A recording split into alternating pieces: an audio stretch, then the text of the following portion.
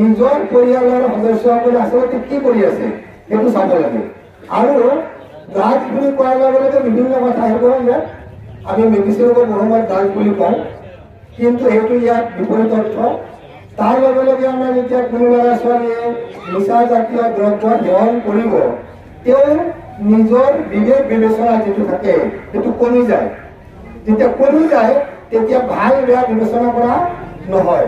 তেখেতে কৈছে ল'ৰা ছোৱালী নিয়া, চুৰি কৰা, ডকাইতি কৰা, বেলেগৰ অন্যায় কৰা, এইবিলাক কাম কিন্তু অনবৰত আহি যায়। তেওঁলোকক বুজনি দিব গ'লেও তেওঁলোকে বুজিবলৈ চেষ্টা নকৰে।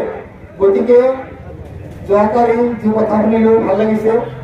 আমি আচলতে নীতিগতভাৱে কামখিনি কৰি গ'লে আমাৰ সমস্যা আমিয়ে দূৰ কৰিব লাগিব। ইতিমধ্যে ইয়াৰ আগত বক্তাসকলে কৈছে, বাবুসকলে কৈছে, চৰকাৰীভাৱে আমি মানুহখিনি, মই বৰ্তমান এটা কথাই জনাব বিচাৰো। মই যোৱা 27 তাৰিখে এটা টিমৰ লগত এটা ছাত্ৰ সংগঠনৰ লগত অসমৰ সাম্প্ৰতিক পৰিস্থিতিৰ কাৰণে বিজেপি মহোদয়ক সাক্ষাৎ কৰিছিলো।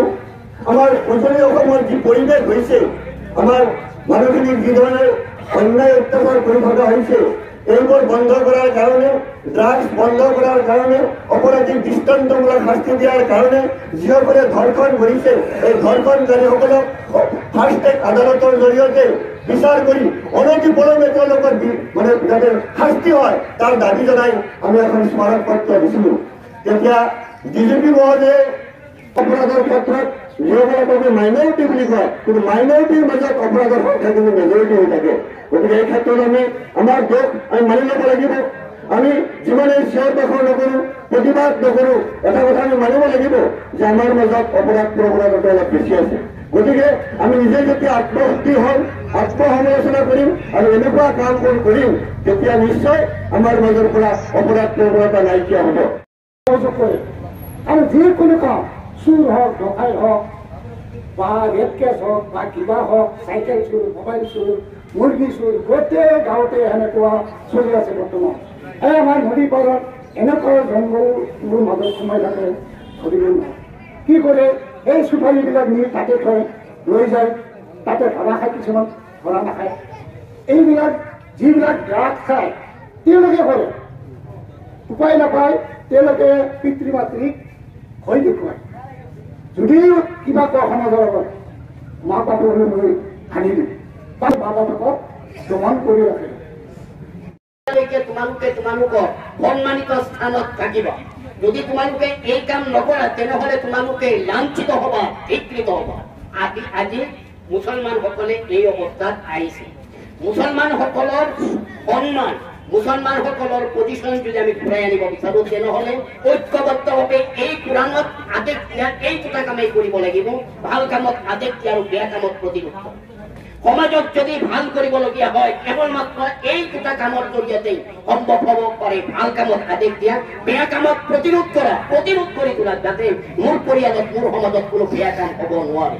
মোৰ ভাল কামৰ আদেশ আৰু বেয়া কামৰ প্ৰতিৰোধৰ এটা এক্সাম্পল হিচাপে কৰি তুলিব পৰা যায়। প্ৰত্যেক তেনেকুৱাকৈ সমাজৰ এক দায়িত্ব আছে, প্ৰত্যেক সমাজৰে এক দায়িত্ব আছে। সমাজবদ্ধ জিন্দগীৰ এইটোৱে আটাইতকৈ কাৰ্যকাৰিতা যে সংঘবদ্ধভাৱে ঐক্যবদ্ধ আছিল।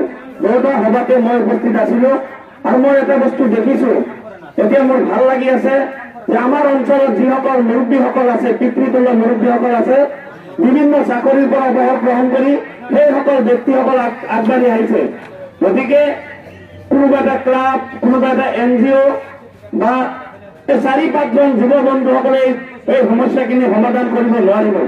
গতিকে এতিয়া মুৰব্বীসকল আগবাঢ়ি আহিছে, এটা মেছেজ গৈছে গোটেই বৰপেটাত। কালিৰ দুটা ঘটনা ইয়াত এটা হৈছে, বগাজানপাৰাৰ এটা হৈছে। এই দুটা ঘটনাত গোটেই বৰপেটা জিলাত এটা ভাল মেছেজ গৈছে। যিসকল ব্যক্তিসকলে এইবিলাক খায় বা যিসকলে বিক্ৰী কৰে তেওঁলোকৰ মাজত এটা ভয়, মানে মোৰ এনেকুৱা এটা অনুভৱ হৈছে যে তেওঁলোকৰ মাজত এটা ভয় সোমাই গৈছে। অহাকালি জয়পুৰত এখন সভা অনুষ্ঠিত হ'ব। গতিকে বৰপেটা জিলাত এটা তুৰপাল লগাই দিব লাগে। কালজাৰত এখন সভা এই ড্ৰাগছৰ বিৰুদ্ধে হৈছে। গতিকে মই এই অঞ্চলৰ যুৱ বন্ধুসকলক মই ক'ব বিচাৰিছো যে এই ড্ৰাগছৰ বিৰুদ্ধে আমি যিমানখিনি কৰিব লাগে প্ৰশাসনে যদি আমি আইন কেতিয়াবা হাততো তুলি ল'ব লগা হয় তথাপি প্ৰশাসন আমাক একো নকৰে। সেইসকল ব্যক্তিসকলে যিসকল ব্যক্তিসকলে এই ড্ৰাগছৰ লগত বিশেষভাৱে ব্যৱসায়িক জড়িত হৈ আছে তেওঁলোকক আমি ডাইৰেক্ট মাৰি নেপেলাই তেওঁলোকৰ হাত ভৰি ভাঙি দিলেও কিন্তু প্ৰশাসনে আমাক একো কৰিব নোৱাৰে। গতিকে শ্ৰদ্ধা যুৱক বন্ধুসকল, আমি যদি এখন ভাল সমাজ আশা কৰোঁ তেনেহ'লে আমি সমাজৰ পৰা ড্ৰাগছ মুক্ত কৰিব লাগিব।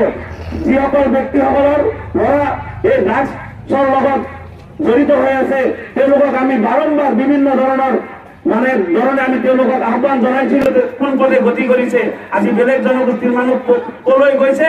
আৰু আমি এই কৈমাৰী অঞ্চলত যিসকল আমাৰ অতি শ্ৰদ্ধাৰ মুৰব্বীসকল আছে যিসকলে সদায় ভাল চিন্তা কৰে বা আমাৰ জিলাখন ভালকে চলিব পাৰে বা আমাৰ ৰাজ্যখন ভালকে চলিব পাৰে, এইবিলাক চিন্তা কৰাৰ সময়ত তেওঁলোকে এই কৈমাৰী অঞ্চলত ড্ৰাগছৰ কাৰণে আজি সজাগতা সভা অনুষ্ঠিত কৰিব লগা হৈছে। আজি ৩-৪জন ব্যক্তিৰ কাৰণে আজি গোটেই জাতিটো বদনাম হ'ব লগা হৈছে। গতিকে এই জাতিত যাতে এইসকল কালপিতৰ কাৰণে যাতে গোটেই জাতিটো বদনাম নহয় তাৰ বাবে এতিয়া আমি হাতে কামে লাগিব লাগিব। যুৱ বন্ধুসকলক কৈছো, আমি আমচুৰ পৰিয়ালৰ ঘৰৰ পৰা কৈছো যে আপোনালোকৰ লগত আমি আছো। যিমান য'ত যাব লাগে যিকোনো কাৰ্যসূচীত আপোনালোকক যেনেকুৱাকে সহযোগ কৰিব লাগে আমি এই সহযোগ কৰিম। গতিকে মই বেছি দীঘলীয়া নকৰোঁ। আজি আমাৰ পশ্চিম হাউলি কৈমাৰী ড্ৰাগছ বিৰোধী যুৱ মঞ্চ এখন গঠন করা হয়। এই গঠন করার উপদেষ্টা হয়েছে আমার কার্তিক সৌরগারি, খায়রুল আলম, সাদের আলী, মহিবুর রহমান। আর সভাপতি হিসাবে আমার যুব মঞ্চের দ্বারা গঠন করা হয় নুর হুসেন মুকুট। আর উপসভাপতি হিসাবে 4জন মানুহৰ নাম সন্নিবিষ্ট করা হয় জাহিদুল ইসলাম, অজিত স্বর্গিয়ারি, রজব আলী, আরশাদ আলী। আর সাধারণ সম্পাদক হিসাবে নির্বাচিত করা হয় শফিউর রহমান, জাহিদুল ইসলাম কনিষ্ঠ। আর সম্পাদক গঠন করা সম্পাদক হিসাবে দায়িত্ব দেওয়া হয় ফারুক আহমেদ, সাইদুল ইসলাম, ইসমাইল হুসেন। আর প্রচার সম্পাদক হিসাবে দায়িত্ব দেওয়া হয় আসান আলী, রাজিবুল ইসলাম, রাজু। আর সদস্যবৃন্দ আছে মুকাদ্দেছ আলী। এনেকৈ আমার আজি পশ্চিম হাউলি কৈমাৰী ড্ৰাগছ বিৰোধী যুৱ মঞ্চ এখন গঠন কৰা হয়। আমাৰ এই পশ্চিম হাউলি যুৱ মৰ্চাৰ আহ্বানত যিখিনি আমি ড্ৰাগছ বিৰোধী মঞ্চই কাম কৰি আছোঁ অহৰহে যিখিনি আমাৰ এই ড্ৰাগছ আসক্ত মানুহক আমি শুধৰাব পাৰোঁ তাৰ কাৰণে এইখিনি আজি এখন পশ্চিম হাউলি ড্ৰাগছ বিৰোধী মঞ্চ গঠন কৰা হৈছে।